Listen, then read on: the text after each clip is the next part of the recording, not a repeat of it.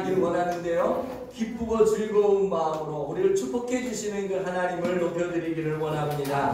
너는 당장 너무 높아진 야곱의 축복입니다. 박수하면서 찬양하죠.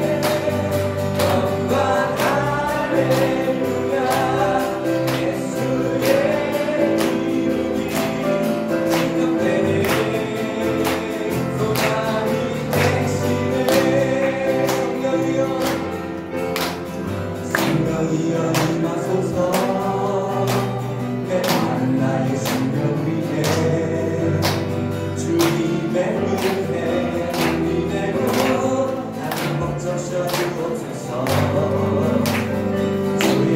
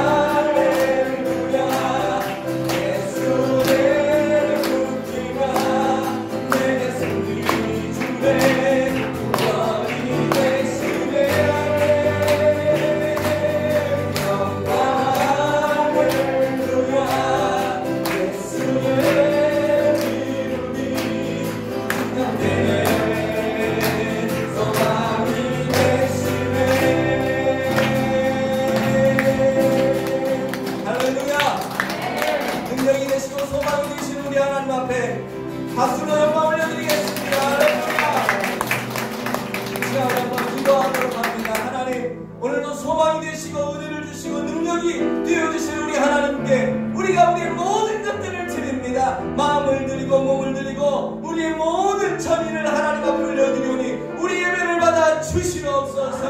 은혜로 충만케 채워주시옵소서. 모든 재고가 떠나가게 하시고 모든 문제가 떠나가게 하시고 하나님 말씀 듣는 이 순간이 이 세상에서 가장 행복하고 복된 시간 되는 은혜가 있게 하여 달라고 우리 주님의 이름을 부르짖고 통성으로 기도합니다. 주여, 전능하신 하나님 은혜를 감사합니다. 오늘도 말씀을 듣기 위하여 하나님 귀한 성도들이 주의 전전에 나왔습니다. 아버지, 특별히 아버지 하나님, 오늘은 어버이 주일을 우리가 지키게 되는데 이 어버이 주일 정말 우리의 영의 어버이고 아버지 되시는 우리 하나님 앞에 아름다운 인생으로 심어져서 주님의 기쁨이 되고 주님의 행복이 되는 우리들 되게 하여 주시옵소서. 오늘도 몸과 뜻과 마음과 정성을 다하여 주님 앞에 예배합니다. 예배하여 머리를 숙이고 무릎을 꿇는 귀한 성도들 한 분 한 분들을 하나님 복되게 하여 주옵시고 오늘도 말씀의 은혜가 흘러가게 하시고 생수의 강이 흘러가는 놀라운 은혜의 내가 시간 되어줄 수 있도록 역사하여 주시옵소서. 회복이 일어나게 하여 주시옵소서. 기쁨이 넘쳐나게 하여 주시옵소서. 주님 행하시는 모든 일들을 아멘으로 아멘으로 받아하며 주의 영광 나타내는 우리들 되게 하여 주시고 성령 하나님이 한 시간 함께 하여 주셔서 한 사람 한 사람을 터치하여 주시고 은혜로 충만케 채워 주시옵소서.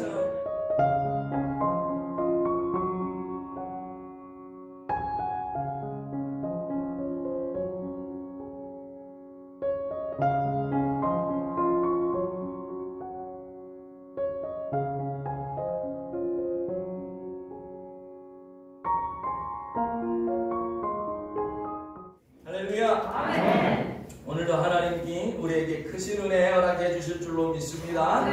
오늘은 2020년 어버이 주일입니다. 여러분, 이 어버이 주일을 맞이해서 섬기고 공경해야 될 부모님이 계신 분들은 더 잘 그 부모님들을 공경하고 섬기시기를 바라고요.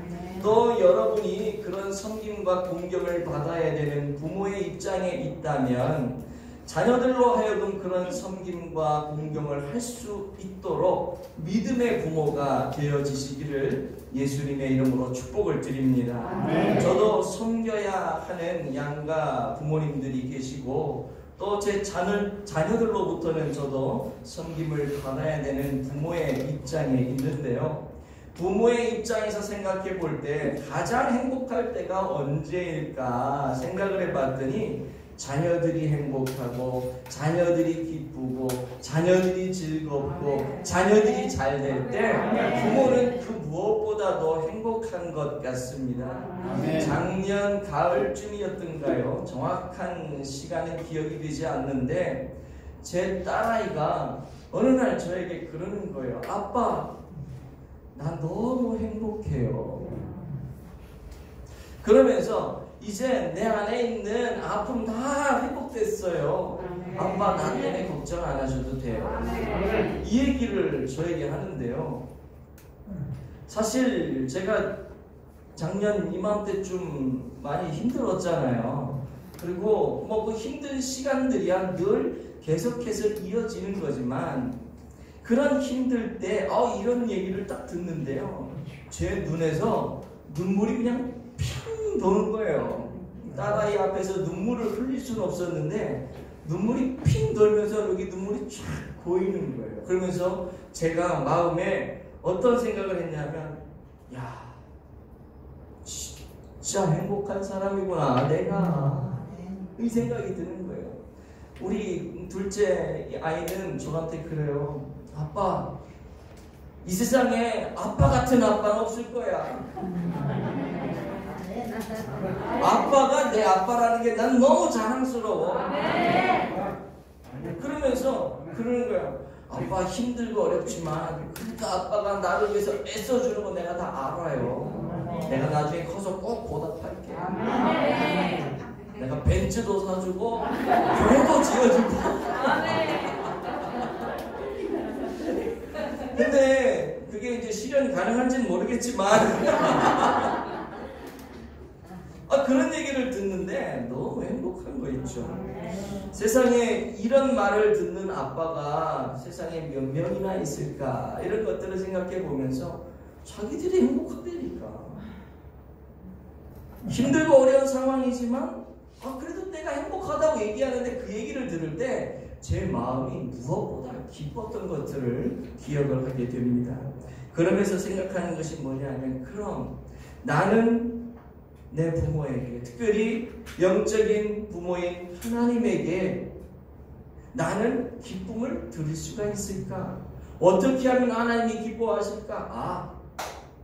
내가 행복하면 하나님도 기쁘시겠구나, 이 생각을 하는 거예요. 여러분들이 하나님 앞에 영광 돌리고 하나님을 기쁘시게 하는 방법이 별게 아닌 거예요. 여러분들이 하나님 앞에서, 하나님 나 너무 행복해요, 나 하나님 때문에 행복해요, 하나님이 내 아버지이신 게 너무 행복해요. 그러면서 삶의 환경은 어떠하든지 간에 내가 하나님 때문에 너무 기뻐요. 이게 뭐냐면 이게 하나님 영광 나타내는 거거든요. 여러분, 신앙생활 재미있게 하시기 바랍니다. 가정에서의 가정생활도 그러고요, 사회에서의 사회생활도 그러고요, 신나고 재미있고 행복하고 기쁘고 즐겁게 하실 수 있는 여러분들 되어주길 바랍니다. 그게 하나님 영광 나타내는 것이고 하나님의 기쁨이 되는 거예요. 그럼 도대체 하나님이 보실 때 우리의 모습을 보면서 저렇게 행복해하는 모습 보니까 나도 참 행복하다, 어떻게 하면 그런 모습으로 우리가 살아갈 수 있을까? 도대체 어떤 모습이 참된 행복의 모습일까? 성경이 말하는 행복의 모습, 성경이 말하는, 하나님이 말하는 행복한 가정의 모습은 과연 어떤 것일까? 첫 번째 한번 읽어볼까요? 시작. 손이 수고한 대로 먹는 가정입니다. 손이 수고한 대로 먹는 가정. 2절 말씀을 한번 보겠습니다. 시작. 내가 내 손이 수고한 대로 먹을 것이라 내가 복되고 형통하리로다. 아멘. 여기에 복되다라고 하는 말이 다시 말하면 행복하다는 거거든요. 복받으면 행복하잖아요. 복과 행복 같은 겁니다. 그런데 어떤 분들이 이렇게 생각할 거예요. 아니, 수고한 대로 먹는 게 뭐가 복돼? 그건 당연한 거 아니야?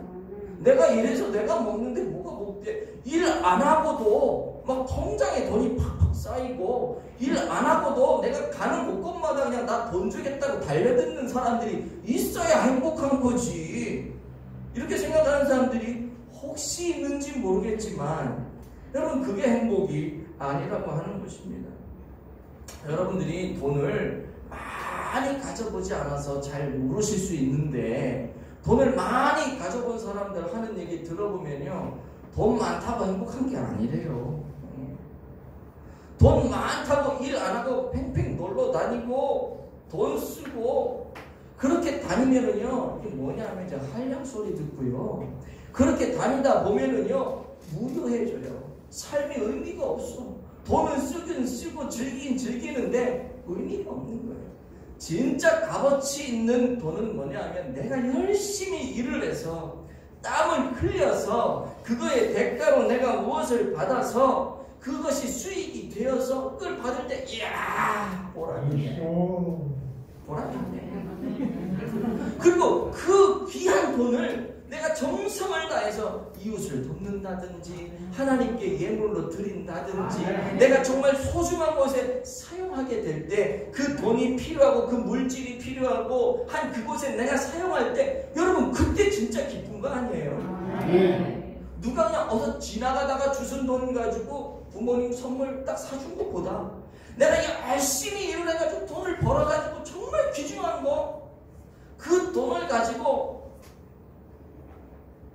정성껏 준비해서 부모님에게 드리는 거 받는 부모님도 기쁜 것이고 그거를 드리는 자녀도 얼마나 행복합니까?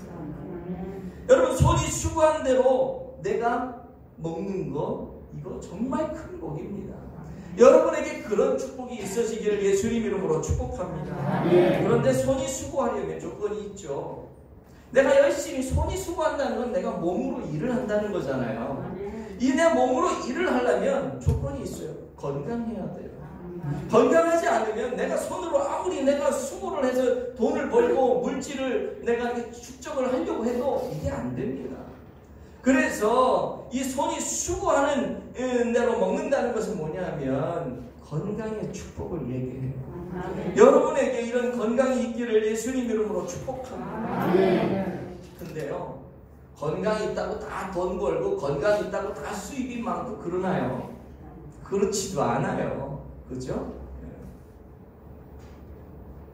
건강한 것뿐만 아니라 그 건강을 가지고 열심히 일했는데 소득이 없는 사람들도 상당히 많습니다. 일을 했는데 일을 한 대가를 못 받는 사람들 되게 많아요. 그래서 내 손으로 수고한 대로 먹는다는 것은 경제적인 축복도 얘기해요. 건강의 축복도 얘기하고 경제적인 축복도 이야기한다는 것이죠. 제가 인터넷 서핑을 이렇게 하다가 어떤 강의를 듣게 되었는데요. 그 강의를 하시는 그 강사가 이런 말을 해요.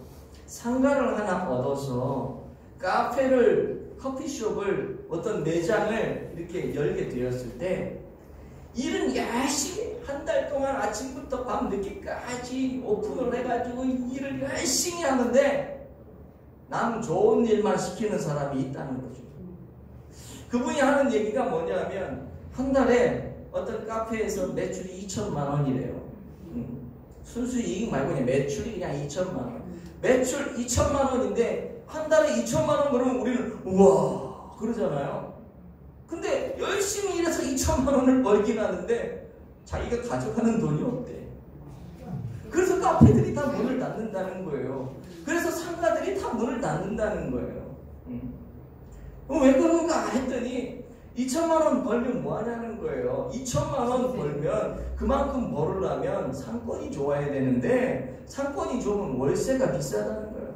그럼 월세가 한 달에 5, 600 나간대. 그럼 2천만 원 벌어서 5, 600 나가죠. 거기다가 수도세, 전기세, 또 뭐가 있어요? 관리비, 부가세, 상가는 이런 게 많잖아요. 이런 거 다 떼고 이런 거 딱 이것도 몇백도 나오고 거기에다가 카페를 운영하려면 뭐 하려면 원가를 또 뭘 사갖고 와야 되잖아. 원재료가 그것도 몇백 나가고 그러면 생각해봐요. 지금 대충 얼마 나오는지 2천 벌어가지고 얼마 남아요? 별로 없어요. 거기에다가 그런 정도의 2천만 원 매장을 할 수 있는 상권이라면 주인 혼자 못한다는 거지. 직원을 둬야 된다는 거예요. 직원 2명만 두면 한 500. 계산 다 해봤어요? 2천만 원에 지금 얼마 나갔는지? 거의 1,800, 2천이 다 나가요. 그럼 주인은 가져갈 게 없는 거야. 열심히 한 달 동안 일했는데 월세 내고 뭐 내고 인건비 주고 없는 거예요. 그러니 문을 다 닫는다는 거지. 그런데요, 이게 뭐냐면 열심히 일해놓고 자기가 못 가져가는 거. 근데 오늘 성경은 뭐라 그래요? 열심히 네가 수고하면 그 수고한 걸 네가 먹는데요. 이게 얼마나 큰 복이에요. 열심히 일해놓고 남 다 퍼주는 이런 사람이 있는가 하면 하나님이 복을 주시니까 열심히 일하면 내가 일한 만큼 내가 먹는 거야. 이게 얼마나 큰 복이냐고요. 여러분 가정에 그런 은혜, 그런 복이 있어지기를 축복합니다. 학개서에 보면 이런 말이 있어요. 시작. 너희가 많이 뿌릴지라도 수확이 적으며 먹을지라도 배부르지 못하며 마실지라도 흡족하지 못하며 입어도 따뜻하지 못하며 일꾼이 싹쓸 받아도 그것에 구멍을 뚫어진 전제에 넣음이 되느니라. 아멘. 무슨 말인지 아시겠죠? 열심히 일했어요. 많이 뿌렸어요. 농경 문화잖아요. 그 당시가. 열심히 씨를 뿌렸는데 수확이 별로 없어. 먹었는데 배도 안 불러요. 또 뭐예요? 마셨는데 우리가 뭘 마시면 시원하게 시원해 뻥 뚫리는 거 이래야 되는데 흡족함이 없어. 입어도 따뜻하지가 않아. 또 뭐예요? 일꾼이 싹쓸 받았는데 이게 노임 임금을 받았다는 거 아니에요. 임금을 받았는데 주머니에 넣었더니 구멍이 뚫려가지고 다 새가지고 없다는 거예요. 이건 축복이 아닌 거죠. 일은 열심히 했는데 아닌 거예요. 이게 학개서가 성전 건축을 하나님이 학개에게 명령하면서 너희 이스라엘 백성들 니들 삶을 좀 잘 돌아봐라. 너희들 계속 그런 식으로 살면 어떤 식으로? 그런 식이 뭐냐면 자기들은 편벽한 집, 너무 반듯하고 좋은 집에 살면서 하나님의 성전은 황폐해 되어져 가고 있는 상황이에요. 그런 상황 속에서 하나님이 학기를 통해서 하신 말씀이 이거거든요. 너희들 계속 그런 식으로 살아가면, 너희들만을 위해 살아가면 너희들 아무리 수고해도 수고에 대한 이득이 없을 거야. 하나님이 축복해 주지 않는다는 거죠. 그런데 오늘 성경은 뭐라 그래요? 손이 수고한 대로 먹는데 얼마나 감사해요. 이것이 하나님의 축복인 것이죠. 저는 여러분의 가정이 손이 수고한 대로 먹는 은혜의 복을 누리시길 예수님 이름으로 축복을 드립니다. 두 번째로 행복한 가정은 어떤 가정이냐 하면요, 이런 겁니다. 시작. 가족 간의 사랑과 신뢰가 있어야 합니다. 아멘. 자, 3절을 한번 보시죠. 시작. 내 집 안방에 있는 내 아내는 결실한 포도나무 같으며. 아멘. 무슨 말인지 알고 아멘 하셨어요? 네, 감사합니다. 지금 여기 보시면은요, 내 집 안방에 있는 아내를 무엇에 비유하냐면 결실한 포도나무예요. 포도나무. 왜 아내를 포도나무에 비유하고 있을까요? 이 포도나무는요, 물 공급을 받기 힘든 그 유대 땅에서 수분과 이 영양분을 사람들에게, 다른 이들에게 제공을 하는 아주 귀한 식물입니다. 여러분, 포도 아시잖아요. 포도 알갱이 한번 따보세요. 그게 거기에 영양분이 얼마나 많으며 거기에 수분이 얼마나 많습니까? 그 이스라엘 땅에서는 이런 것들을 얻기가 쉽지 않은 아주 황폐한 땅인데, 그 땅에 이 결실한 포도, 그냥 포도나무가 아니라 아름답게 결실한 이 포도나무 같은 그 존재가 누구냐 하면 집안에 아내가 이렇게 됐을 때 정말 뭡니까? 그 가정이 행복하다는 거죠. 아내가 맨날 비실비실하고 맨날 집에 들어가면 인상 쓰고 있고 아파가지고 늘 그렇고 늘 스트레스 받아가지고 집에만 들어가면 집에 들어오는 온 식구들로 하여금 힘들어지고 이러면 안 되잖아요. 결실한 포도나무. 여러분, 이 아내가 결실한 포도나무라고 하는 것은 집에 딱 들어왔을 때, 남편이 들어오고 자녀들이 들어왔을 때 그 남편과 자녀들 가족들에게 막 수분을 막 공급해주고 얼굴 반질반질하게 영양분을 막 공급해주고 힘을 불어넣어주고 이런 아내가 집에 있으면 여러분 그 집안이 얼마나 행복하겠어요.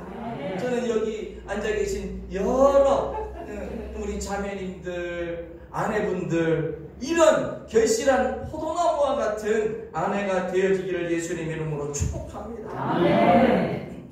여러분들은 아멘을 크게 했지만 속으로는 그럴 수도 있잖아요. 아니 그러면 맨날 아내만 계속 갖다 부어야 돼? 내가 하나님이야, 내가 초능력자야, 슈퍼맨이야, 원더우먼이야, 내가 무슨 힘이 있다고 맨날 갖다 나만 진액을 쏟아부어야 되는데? 그렇게 생각할 수 있잖아요. 그쵸? 아무도 없네 여기는. 정말 대단하신 아내분들이네. 박수. 존경해요. 아주 존경해요. 대단하십니다. 제가 설교 준비하면서 그런 생각을 했어요.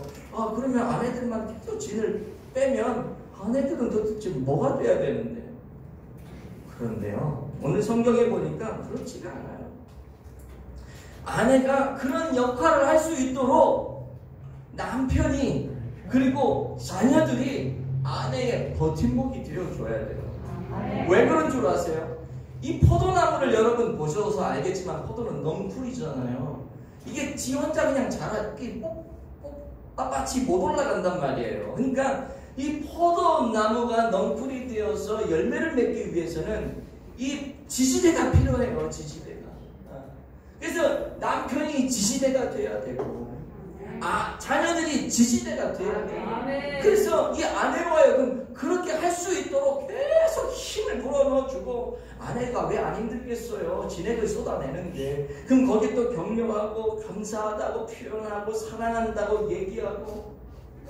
이 얘기하는 제가 좀 쑥스럽고 죄송하지만 내가 설교를 하면서 어저께 준비하면서 이 얘기 해야 되는데 이거 내가 참 이거 내가 좀 걸리네.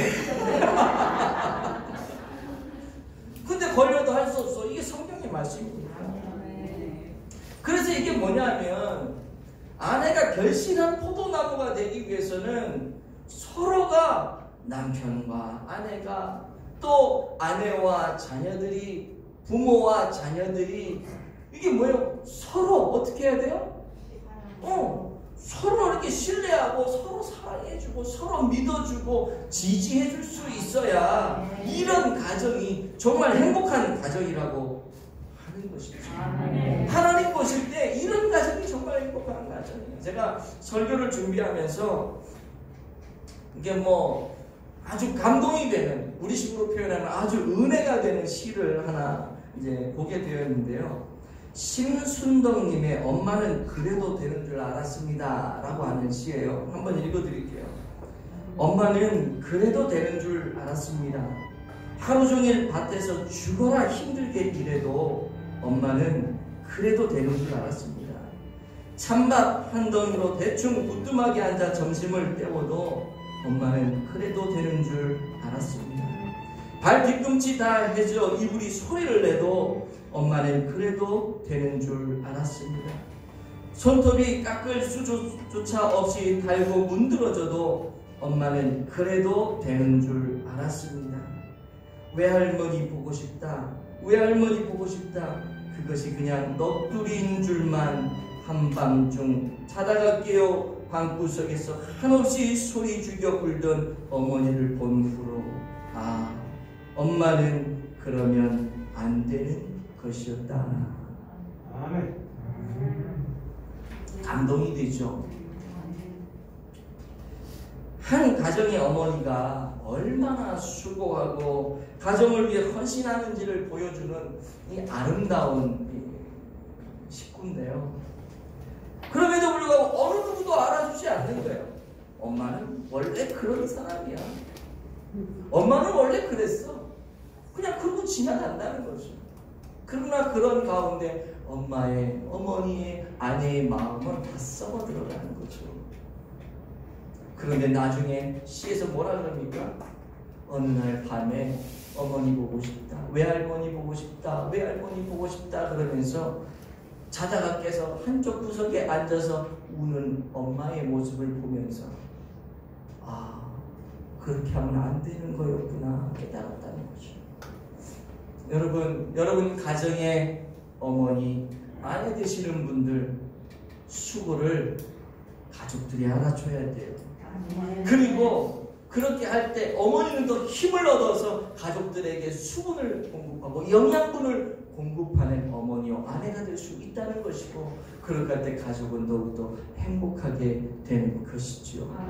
간절히 바라기는 여러분의 가정이 이런 사랑과 신뢰 속에서 서로 지지하고 버팀목이 되어줄 수 있는 그런 가정 되어주시길 예수님 이름으로 축복을 드립니다. 세 번째로 가정, 행복한 가정은 시작! 자녀들에게 꿈과 소망이 있어야 합니다. 아멘. 3절 중반절을 보시면 이렇게 기록합니다. 시작! 내 식탁에 둘러앉은 자식들은 어린 감람나무 같으리로다. 아멘. 자, 여기 보시면 어린 자녀들을 지금 무엇에 비유합니까? 감람나무요. 특별히 어린 감람나무에 비유를 하고 있죠. 감람나무는 쉽게 말하면 이게 올리브나무라 그래요. 여러분 집에 올리브유 있죠? 저희 집에도 보니까 몰랐는데 올리브유를 사용하고 있더라고요. 이 감람나무는 참 유용한 나무입니다. 조금 전에도 말씀을 드렸듯이 나무에서 기름을 짜서 이제 올리브유로 사용을 하게 되는데, 미국 식약청에서는 이 올리브유가 식물성 기름 중에 가장 좋은 기름이라고 이야기를 했대요. 제가 뭐 검증은 해보진 않았는데 그만큼 좋은 기름이라고 이야기하는 것이죠. 뿐만 아니라 뭐 건강에도 좋고 미용에도 좋고 뭐 그렇다 그러더라고요. 뿐만 아니라 이 올리브유는요, 그 과거 이스라엘 그 성전 시대에 성전에 이게 그 등불을 이렇게 켜게 되는데, 그 등불을 켜는 기름으로 사용되었던 기름이에요. 그러니까 아주 좋은 기름이에요. 성전에 쓰이는 거는 여러분 그냥 쓰지 않잖아요. 최상급 가장 좋은 것을 쓰잖아요. 그게 뭐냐면 올리브유라고 하는 것입니다. 뿐만 아니라 우리나라의 그 배추, 우리가 배추로 김장, 김치를 담가 먹잖아요. 마찬가지로 이스라엘 사람들은요, 이 올리브 나무의 그 열매를 가지고 다양한 방법으로 이렇게 조리를 해가지고 음식으로, 이렇게 식용으로 먹는다는 거예요. 얼마나 많이 쓰이는지 몰라요. 뭐 나무를 깎아가지고 목각 무슨 윤을 만들기도 하고요. 그러니까 지금 무슨 말이냐면 이 올리브 나무는 뭐 오만 가지 막 다 마음만 먹으면 다 쓸 수 있는 그런 나무라는 거예요. 아주 사람들에게 유용한 나무라고 하는 거예요. 그래서 구약 시대에는 이 다 장성한 올리브 나무 5그루만 있으면 그 가정이 먹고 살았대요. 그만큼 아주 유용하고 좋은 나무가 이 올리브 나무, 감람나무라고 하는 것입니다. 그런데 오늘 성경에 그런 감람나무를 어디에 비유하냐면 이 어린 아이들이 그런 감람나무와 같이 된다. 지금 볼 때는 어린 아이들 별 볼 것 없는 것 같고 아직 형체도 제대로 이루어지지 않은 것 같은데 이 아이들이 이런 올리브 나무처럼 감람나무처럼 많은 사람들에게 유용하게 영향력을 발휘하면서 이 어두운 그 성전에 등불을 비추는 것처럼 이 어두운 세상 가운데 빛을 발할 수 있는 그런 존재가 이 어린 아이. 무슨 말인지 아시겠죠? 네. 여러분 가정의 자녀들이 이렇게 미래가 있고 소망이 있고 꿈이 있고 비전이 있는 이 아이들을 바라보면서 막 소망이 있어서 기분이 좋고 행복한 여러분 자녀들이 그런 자녀들 되어지길 축복합니다. 네. 그리고 여러분 손자, 여러분 또 누구예요? 손녀들, 증손자도 있나요?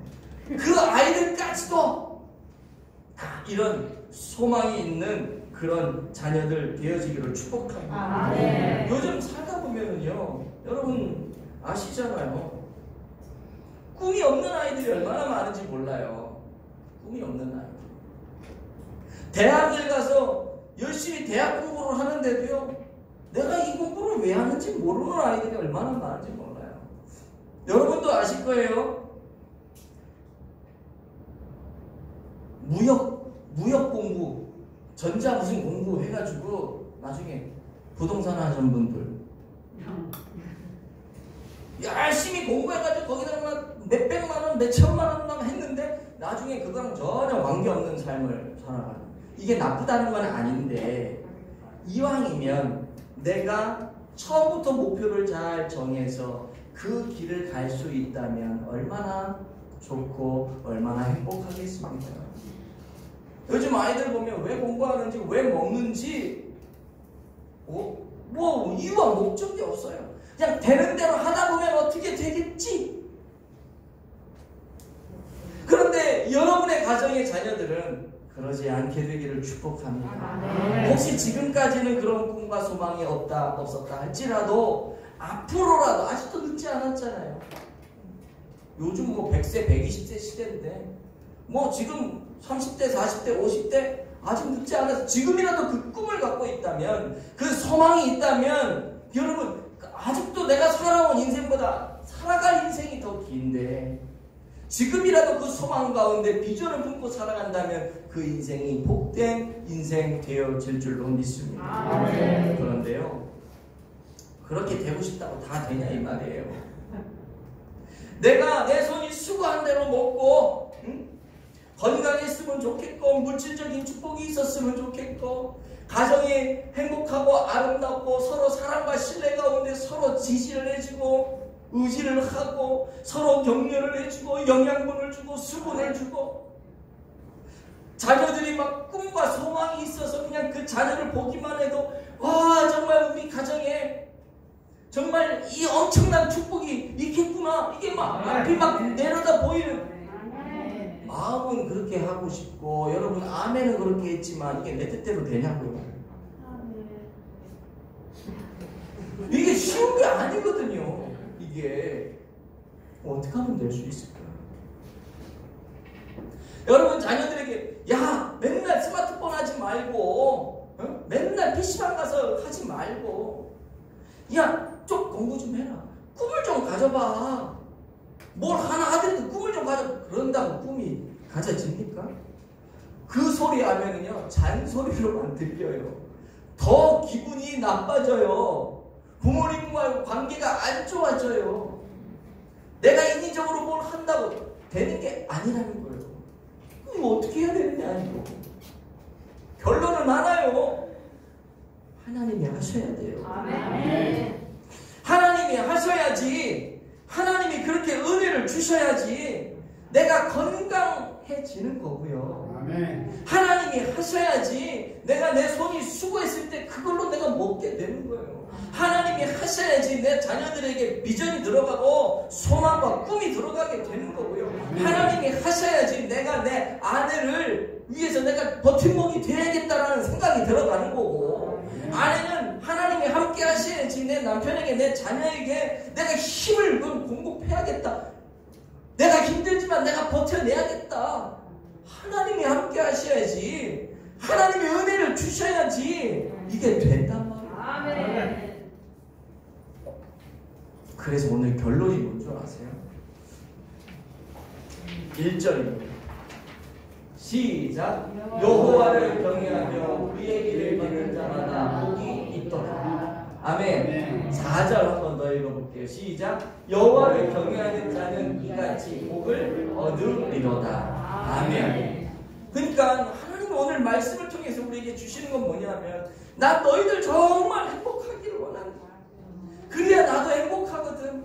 근데 그 행복이 뭐냐? 손이 수고한 대로 먹는 복이요. 가정 안에서 서로 식구들이 가족 간에 서로 지지하고 버팀목이 되어주고 사랑과 신뢰로 믿어주고 의지하고 끌어주고 당겨주고, 자녀들에게 뭐예요? 자녀들이 미래에 소망이 있고 꿈이 있는 그런 자녀, 그런 가정이 정말 복된 가정인데, 그 가정 어떻게 이룰래? 이거 이룰 수 있는 거는 나밖에 없거든. 하나님이 말씀하시는 거예요. 내가 이루어줄게. 그러니 여호와를 경외하라는 거예요. 결국 여호와를 경외하는 가정에 하나님은 이런 축복을 주시는데요. 경외한다 그러니까 오해하시는 분들이 좀 많이 있어요. 이 경외라고 하는 것은 두렵고 떨린다라고 하는 이제 뜻인데요. 그러니까 하나님이 늘 두렵고 떨려. 무서워 그냥 하나님이. 여러분 하나님이 그걸 원하시는 걸까요? 한 가정에서 아버지가 있는데 자녀들이 아빠가 두렵고 떨려. 그래서 네 그렇게 안 하면 한 대 줘 맞고, 그렇게 안 하면 아빠가 화를 내고 그럴까봐 아빠 앞에 예의를 갖춰 네 아빠 사랑합니다. 무슨 로봇처럼. 이게 경외하는 거예요? 이거 아니잖아요. 하나님이 우리에게 그렇게 경외를 원하실까요? 아니에요. 경외는요, 기본 바탕이 어디에서 시작이 되냐 하면 사랑에서 시작이 됩니다. 내가 아빠를 너무 사랑하기 때문에 혹여나 내가 하는 말, 내가 하는 행동, 내가 하는 생각, 이런 것이 아빠에게 누가 될까봐, 내가 아빠를 너무 사랑하니까 그래서 조심스럽고 예의를 갖추고, 그래서 말도 예쁘게 하고 행동도 예쁘게 하고, 이게 경외거든요. 다르잖아요. 무서워서 아빠한테 한 대 줘 맞을까봐 예의하는 거랑 너무 사랑해서 예의하는 거랑 기본이 다르잖아요. 하나님이 우리에게 경외를 요구하시는 건 바로 이 후자입니다. 하나님이 너무 사랑스럽고 하나님 너무 좋아요. 이름만 불러도 그냥 하나님하고 이름만 불러도 눈물이 쫙. 하나님 그러면 막 전율이 오고 너무 좋아서. 그래서 하나님, 내가 어떻게 하면 하나님이 기뻐하실까요? 하나님에게 깍듯이 이해를 갖추고 세상 사람들을 대할 때도 나 하나님 믿는 사람이지, 그러면서 내가 잘못하면 하나님이 욕먹겠구나, 그래서 더 예의를 지키고 그래서 더 아름다운 삶을 살고, 이게 뭐냐 하면 경외라고 하는 것입니다. 그렇게 살아갈 때 하나님은 어떻게 해요? 이런 축복을 주시는 거예요. 아멘. 축복은 내가 스스로 쟁취하는 것이 아니라 하나님이 주시는 것을 내가 잘 받아야 되는 거죠. 아멘. 비전도 마찬가지예요. 어린아이들에게, 여러분 어린아이들만 비전 갖는 게 아니라 저도 비전이 있고 여러분들도 비전이 있고 소망이 꿈이 있잖아요. 이 비전은요 내가 가져야지 한다고 되는 게 아니라 하나님이 주셔야 돼요. 아멘. 비전은 수동태로 되어 있어요. 그 헬라어 단어가. 비전은 내가 이렇게 해서 내가 비전을 이루어야지 이게 아니고요. 하나님이 주신 것을 내가 받는 거예요. 그게 비전이에요. 내 뜻을 내가 이루는 것이 아니라 하나님의 뜻을 내가 이루는 게 비전이에요. 그래서 모든 축복은 하나님과 연결되어 있다. 그래서 오늘 말씀에서 무슨 말씀을 하냐면 결론이 여호와를 경외하라는 거예요. 여호와를 사랑하면 하나님이 그 복을 주신다는 거예요. 아멘. 간절히 바라기는 이 5월 가정의 달 오늘 어버이 주기를 맞이해서 하나님을 끔찍히도 사랑하는 여러분들 되어지기를 축복합니다. 아멘. 하나님을 무지무지 사랑하는 여러분들 되어지기를 축복합니다. 아멘. 하나님을 경외하는 여러분들 되어지시기를 축복합니다. 아멘. 하나님이 오늘 말씀하신 축복과 성경에서 말하지 않은 다양한 축복들도 여러분과 여러분 가정에 부어 주실 줄로 믿습니다. 아멘. 그런 은혜가 우리 모두에게 있어지길 예수님의 이름으로 축복을 드립니다. 아멘.